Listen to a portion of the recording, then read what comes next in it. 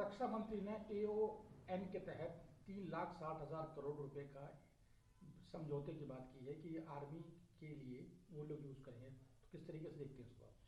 देखिए, आज माननीय राजनाथ सिंह जी ने जो acceptance of necessity army, navy, air force और कोस्ट गार्ड के लिए दी है, वो यकीनन मिलिट्री के लिए एक गेम चेंजर साबित होगी। सबसे पहले मैं एयरफोर्स की बात करता हूँ, तो एयरफोर्स में उन्होंने 114 राफेल और लॉन्ग रेंज कॉम्बैट मिसाइल और हाई एल्टीट्यूड सैटेलाइट की बात की है।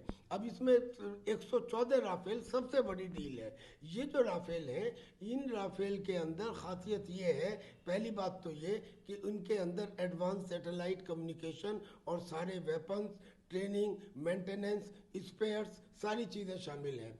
इतना ही नहीं, करीब करीब 100 राफेल जो हैं वो हिंदुस्तान में मैन्युफैक्चर किए जाएंगे, जिसमें इंडिजिनस कंटेंट करीब 30% से 60% होगा।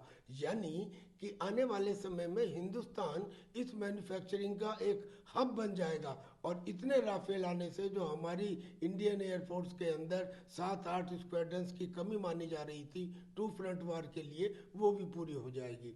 दूसरा, जो कॉम्बैट मिसाइल इसके साथ आ रही है, उसकी खासियत ये है कि उसमें स्टैंड ऑफ कैपेबिलिटी है, यानी कि अपनी सीमा में रह के ही वो दुश्मन के डीप टारगेट्स के ऊपर स्ट्राइक कर सकती है।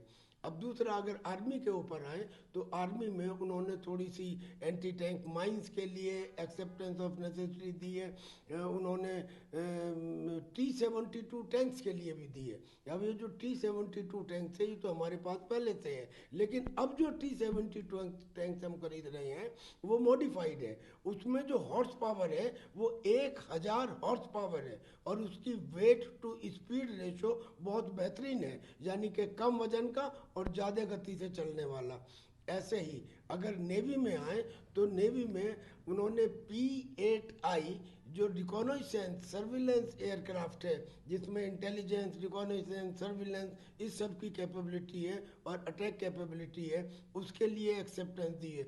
इतना ही नहीं, उन्होंने 4 मेगावाट की गैस टरबाइन के लिए भी एक्सेप्टेंस दी है। इसके आने के बाद फिर हमें फॉरेन मैन्युफैक्चरर्स के ऊपर डिपेंड नहीं रहना पड़ेगा।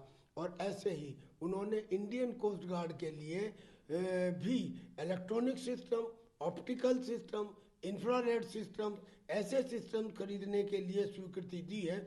इन सिस्टम्स के आने से हम कोस्टल सर्विलेंस बेहतरीन कर पाएंगे। अभी कुछ दिन पहले आपने देखा होगा कि एक वीडियो आया था जिसमें पाकिस्तान के जैश ए मोहम्मद और लश्कर ए तैयबा ये कहते हुए दिखाई दिए थे कि इंडिया पे 26/11 की तरह से, मुंबई की तरह से दोबारा पानी के द्वारा अटैक किया जाएगा। लेकिन कोस्ट गार्ड को अब सर्विलेंस के हिसाब से पूरी तरह सशक्त कर दिया गया है। मिलिट्री को दिए जाने वाले इन सामानों से मुझे यकीन है कि हिंदुस्तान की फौज की ताकत कई गुना बढ़ जाएगी।